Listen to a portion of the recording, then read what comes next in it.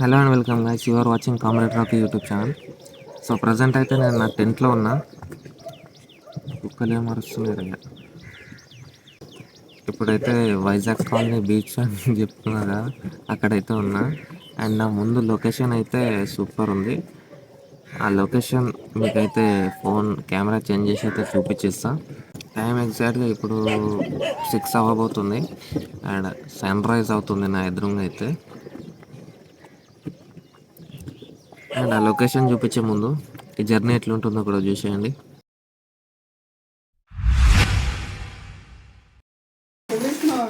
ఏందది? టెంట్ కాదురా అది.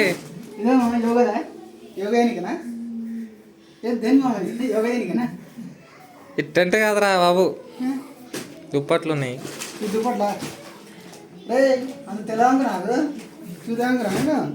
గైస్, నేనైతే రెడీ అయిపోయా. అండ్ మన క్యాంపింగ్ సెటప్ ఇదే. ఇంట్లో బట్టలు, ఇది టెంట్, ఇది యోగా మ్యాట్. టైం వచ్చేసి ఎగ్జాక్ట్గా 4:30 అవుతుంది. మధ్యాహ్నం బయలుదేరదాం అనుకున్నా, ఈ టైం అయింది. దారిలో మళ్ళీ చిన్న పని ఉంది. ఇది చేతిలో పట్టుకో. వీడు మనతో పాటే వస్తున్నాడు, రౌడీగాడు. అది లూజ్ చేసుకోరా, అది లూజ్ చేసుకో, బండి మీద బరువు పడుతుంది.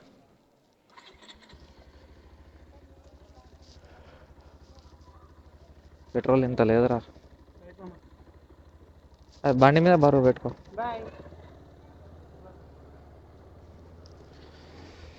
So let's go. దారిలో చిన్న పని ఉందని చెప్పిన కదా, ఇది ఛార్జింగ్ కోసం అని చెప్పి పెట్టించిన. పవర్ బ్యాంక్ అంటే ఇదే బెటర్ అని చెప్పి, కాకపోతే ఇది ఫిట్ చేయించినాం కానీ ఛార్జింగ్ ఎక్కలేదు. లేకపోతే ఇది పట్టుకోరా, కట్టేసేదాకా. వస్తలేదు. నీ చేతిలో వైర్ ఇచ్చిన చూడు, దీనికి ఆన్ ఆఫ్ కూడా లేదు.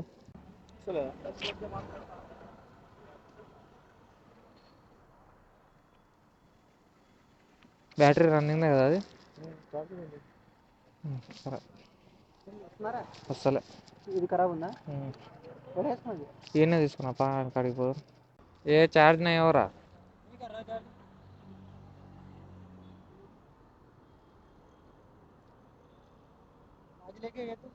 अभी लेके गया. केबल लगाया, डायरेक्ट बैटरी को लगाया, मैकेनिक शॉप पे लेके जाके ये वायर कट करके इसमें डाल के लगाया, नहीं आया. फिर प्रॉब्लम होगा बोल के फिर गया, फिर बैटरी को डायरेक्ट लगाया. बैटरी रहता ना मैकेनिक शॉप में, क्या बोला मैकेनिक, नहीं आ रहा वो, बैटरी सही है, ये चार्ज नहीं हो रहा. पकड़ो, मैं चेक करता. దీని బాధ్యత నీది, ఒక్క సామాన్ బయటికి పోవద్దు కానీ. అరే నీ అమ్మ, జరుగు. ఇవి ఈ కొన నుంచి ఈ కొన దాకుంటాయి.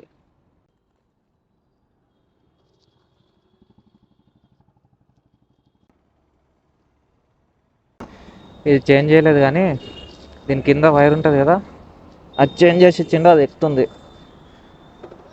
అది వైరు బ్యాటరీకి పెట్టుకొని డైరెక్ట్ ఛార్జింగ్ ఎక్కించుకుంటా.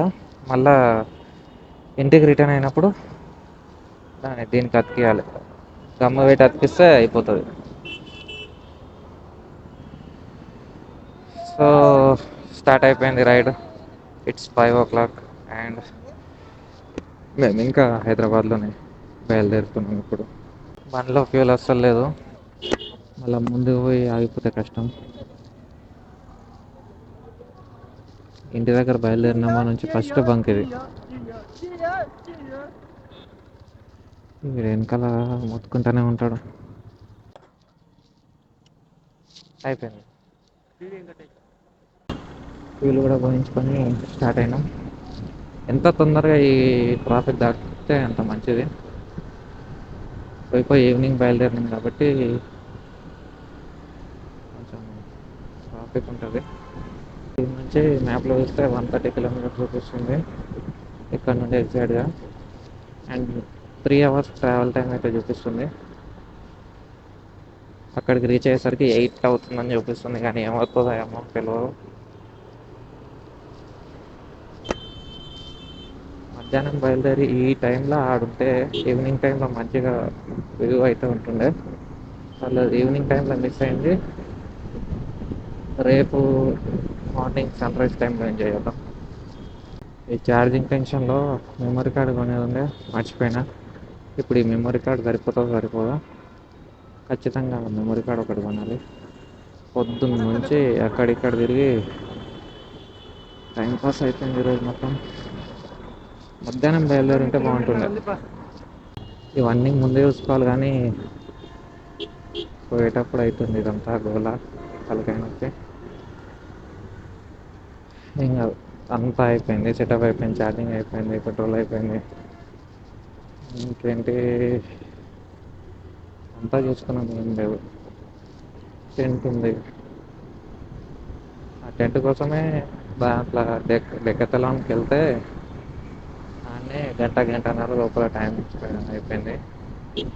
ఆడున్న వస్తువులను చూసి అన్నింటినీ చూసి ఇక ఆడనే టైం అసలు తెలియకుండా గడిచిపోయింది.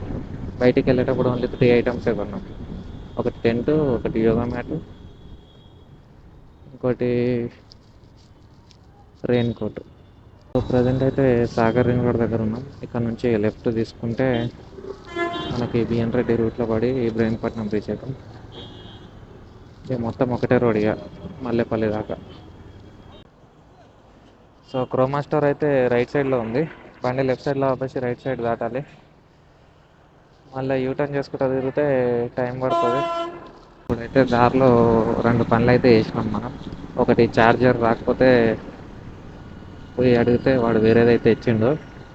అండ్ ఇంకోటి మన కెమెరాకి మెమరీ కార్డ్ అయితే తీసుకున్నాం. 300 రీచ్ అయిపోయినాం.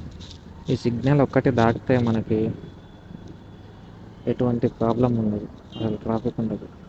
మధ్యలో ఏదైనా టౌన్స్లో ఉంటుంది, కానీ ఇట్లా మొత్తం ట్రాఫిక్ అయితే ఉండదు, సాఫ్కి వెళ్ళిపోవచ్చు. నేను సోలోగా నా బండి మీద రైడ్ చేసినప్పుడు అయితే ఏం కాదు, కానీ వెనకాల మనోడు బ్యాగ్ వేసుకొని బరువు వేసుకొని కూర్చున్నాడు కదా, ఈ రైట్ సైడ్ చెయ్యి అయితే గుంజుతుంది. ఎందుకంటే బండి హోమ్ సెట్ పోయింది, హ్యాండిల్ గుంజుతుంది. ఇంకా ఇబ్రహీంపట్నం కూడా రాలేదు, అప్పుడే చెయ్యి గుంజుతుంది. ఆడదాకా ఏమవుతుంది. ప్రజెంట్ అయితే ఎంజాల్ కట్ట మీద అయితే ఉన్నాం. ఇంతకుముందు మొత్తం ఏం లేకుండే, మొత్తం మినీ ట్యాంక్ బండ్ లాగా మార్చేసారు. టీ బ్రేక్ అయితే అయిపోయింది.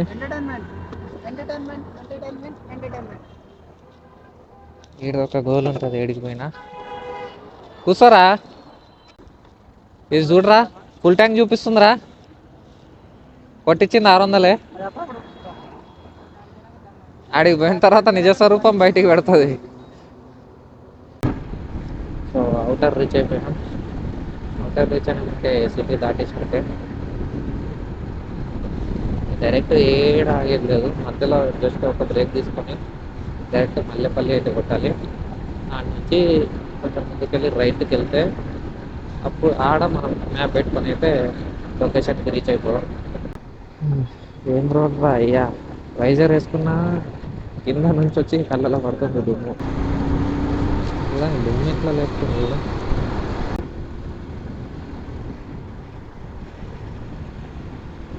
ఏటో ఒకసారి అదే నీ అమ్మ,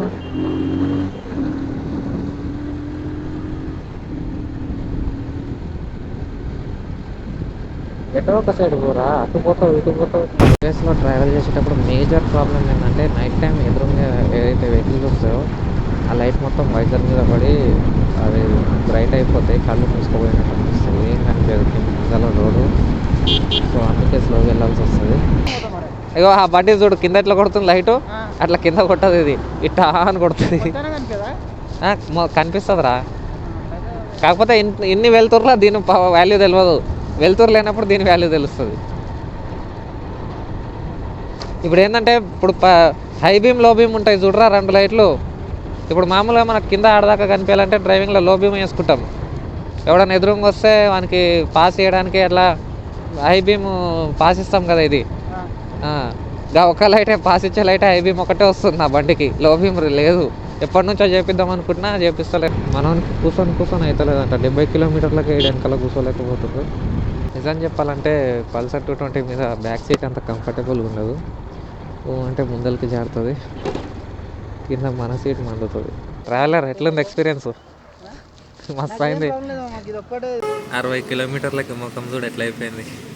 70 కిలోమీటర్లకి సగం దూరానికే తట్టుకోలేకపోతుండు, నడుమున వస్తుందంట. అది ఇది గుంజు, అది గుంజితే టైట్ అవుతుంది. ఇది చూసుకోరే అప్పుడప్పుడు, ఇవాళ లూజ్ అయిపోయింది. ఇది అప్పుడెప్పుడో కొన్నా.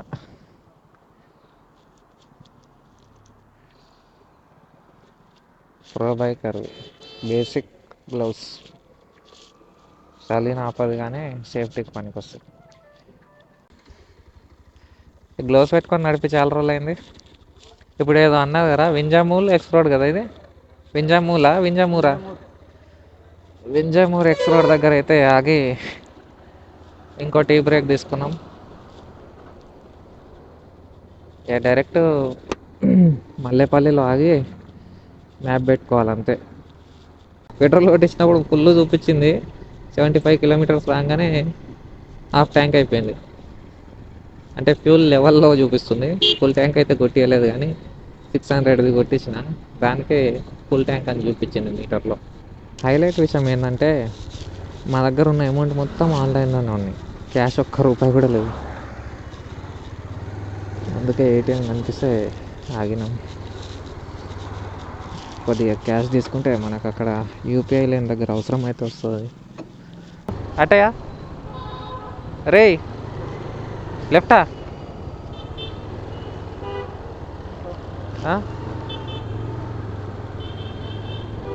సో గైస్, ఇంకా మల్లెపల్లిలోనే ఉన్నాం. ఇక్కడనే హాఫ్ అన్ అవర్ కంటే పైన పట్టింది. ఇక్కడ ఉన్న లోకల్స్ని అయితే అడిగినాం. ముందల తినడానికి అయితే ఏం దొరకమంట వైజాగ్ కాలనీలో. ఇంకా 48 మినిట్స్ చూపిస్తుంది, 30 కిలోమీటర్స్ అయితే వెళ్ళాలి. అండ్ అక్కడ క్యాంపింగ్కి ప్లేస్ వెతికి టెంట్ సెట్ చేసుకోవాలి, క్యాంప్ ఫైర్ వేసుకోవాలి, తినాలి. ఇంకా చాలా కథ ఉంది. పడుకునేసరికి ఎంత టైం పడుతుందో తెలియదు. అక్కడేం దొరకదని చెప్పి ఇక్కడే తినడానికి అయితే తీసుకున్నాం. రేపు మార్నింగ్ వ్యూ అయితే సూపర్ ఉంటుంది నాకు తెలిసి, ఎందుకంటే నాగార్జున సాగర్ వాటర్ మొత్తం డ్యామ్స్ ఎత్తేసారు కాబట్టి వాటర్ ఇందులో ఎక్కువనే ఉంటాయి. పొద్దున sunrise point view enjoy చేద్దాం. ఏమో పొద్దున్న తొందర లేస్తానో లేవనో కూడా తెలియదు, అంత అలసిపోయి ఉన్నా. చూద్దాం పొద్దున్న సంగతి ఏమవుతుంది. ఇంకా 400 మీటర్స్లో రైడ్ తీసుకోవాలి. కొండపల్లి దాటిన తర్వాత రైట్ అయితే చూపిస్తుంది, స్ట్రైట్ వే కూడా చూపిస్తుంది, కానీ అది ఎక్కువ దూరం ఉంది. అట్లనే 1 అవర్ పైన పడుతుంది. రైడ్ తీసుకోవడమే బెటర్. గూగుల్ మ్యాప్స్ని ఫాలో అయితే వెళ్తున్నాము. నైట్ టైం ఏడుకి తీసుకుపోతుందేమో తెలియదు. బంకు కూడా ఉంది రైడా మల్లెపల్లి దాటిన తర్వాత రూట్లా. లోకల్ మల్లేపల్లి దాటిన తర్వాత వైజాగ్ కాలనీ రూట్లో మనకి పెట్రోల్ బంక్ కూడా అవైలబుల్ ఉంది. ఇక్కడ నుండి వైజాగ్ కాలనీ ఇంకో 22 కిలోమీటర్స్ చూపిస్తుంది. సో ఈ డిస్టెన్స్లో మనకి పెట్రోల్ బంక్ అయితే అవైలబుల్గా ఉంది. ఈడ రూట్ ఏడుందిరా వాయమ్మనే, బాగుంది పట్టు. బాగాలేదు. ఈ నుంచి మొత్తం ఈ రోడ్ స్టార్టా. ఇప్పుడు లెఫ్ట్ సైడ్ ఉందా? ఈ లెఫ్ట్ సైడ్ వైజాగ్ కాలనీ నుంచి ఇటు పారుతుంది, రైట్ సైడ్కి పారుతుంది. ఏంది ఏమైంది? అవన్నీ ఏం కాదు, దాటలే మనము. అది లెఫ్ట్ సైడ్కి వచ్చేసింది, తొక్కలే. ముందుకు పోయే కొద్దీ రోడ్డు చాలా దిగజారిపోతుంది. ఇంకా ముందు ఎంత ఉంటుందో, ఇంకా 14 కిలోమీటర్లు ఉంది. ఓకే, భయపడాల్సిన అవసరం లేదు. నైట్ టైం వచ్చినామని చెప్పి బాగానే జనాలు తిరుగుతురు ఆడాడ, కానీ కొన్ని చోట్ల మాత్రమే సున్సాన్ ఉంది మొత్తం. ఈ రోడ్ ఎప్పుడైతే ఎంటర్ అయినామో ఒక్కొక్క కిలోమీటర్ చాలా ఇది అనిపిస్తుంది కదా, చాలా లాంగ్ అనిపిస్తుంది.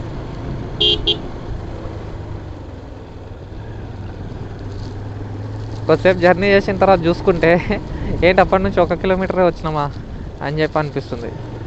వెనకాల మధ్యలో కొన్ని కిలోమీటర్స్ మాత్రమే రోడ్ అయితే బాగాలేదు, ఒక 2-3 ఊర్లు వరకు. తర్వాత మళ్ళీ రోడ్ అయితే బాగుంది. ఇక్కడ నుంచి 5 కిలోమీటర్స్ నుంచి లెఫ్ట్ తీసుకోవాలంట, అక్కడ వరకు ఈ రోడ్ ఉంటే బాగుంటుంది. స్ట్రైట్ పోతే లాంగ్ చూపిస్తుంది. ఏడ పడితే ఆడ రోడ్ల పైన మందిరించి పెడతారు కదా, ఉన్నాయి. మనోడు భయపడుతుండు. స్ట్రైట్ పోతే లాంగ్ అవుతుంది, లెఫ్ట్ టర్న్ తీసుకున్నాము. ఈ రోడ్డు అయితే బాగానే ఉంది. ఈడేసుకొని పండుకున్నాం. ఇక మంచి ప్లేసు. ఇక్కడ లెఫ్ట్ చూపిస్తుంది మామ. ఎవరైనా లోకల్స్ని అడుగుదామా? ఎవరున్నారా? టీవీ చూస్తారు లోపల. అడిగి రావాలా?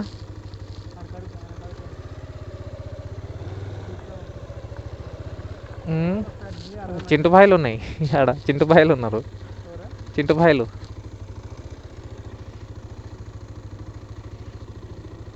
చెప్పే. ఈ లెఫ్టే పోవాలి కానీ పోయి అడుగుదాం దా.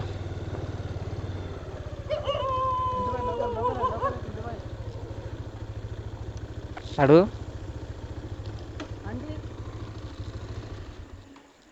ఎక్కడ అది వైజాగ్ కాలనీ ఇదేనా అంటే? ఫిష్ మార్కెట్ అంట.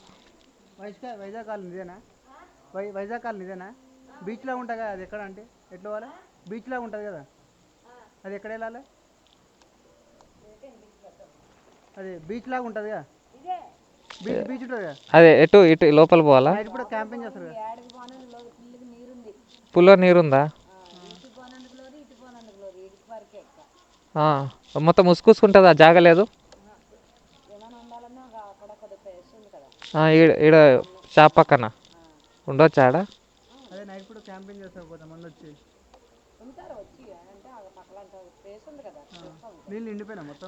ఏడ ఈ షాప్ పక్కన ప్లేస్ అదా? ఏం కాదుగా ఉంటే. ఫుల్గా ఉందా? సరే ఓకే అంతే.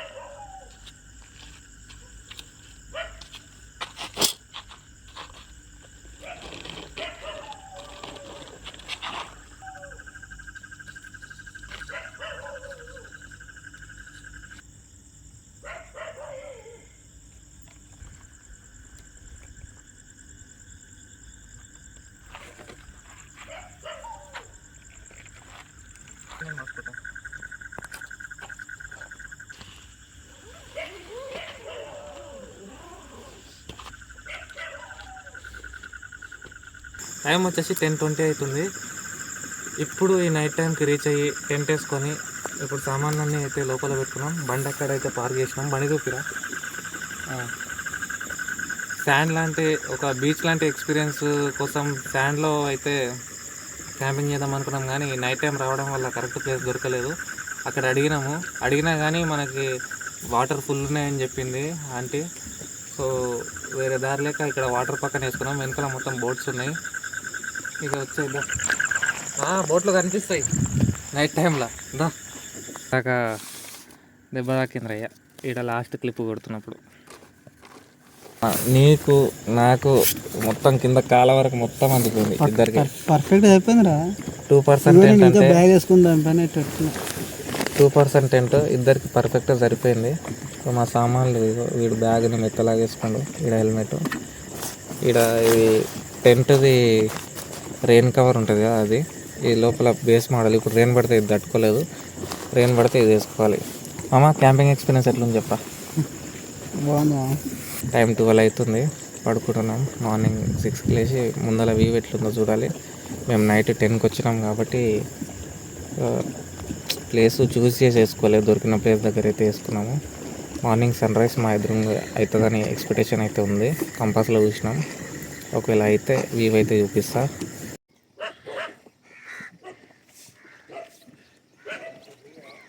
ఇలా గాలి వస్తున్నాడు నేను బయట.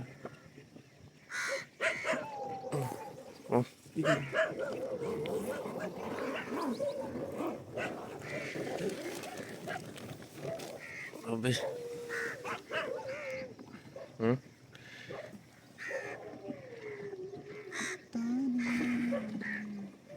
సో మా టెంట్ ముందు అయితే ఈ వ్యూ అయితే ఉంది అండ్ ఎదురుగా సన్ రైజ్. నైట్ వచ్చి ఏదో ఒక లొకేషన్ దగ్గరకు వచ్చి టెంట్ వేసుకున్నాం కానీ పొద్దున్న చూస్తే బాగానే ఉంది.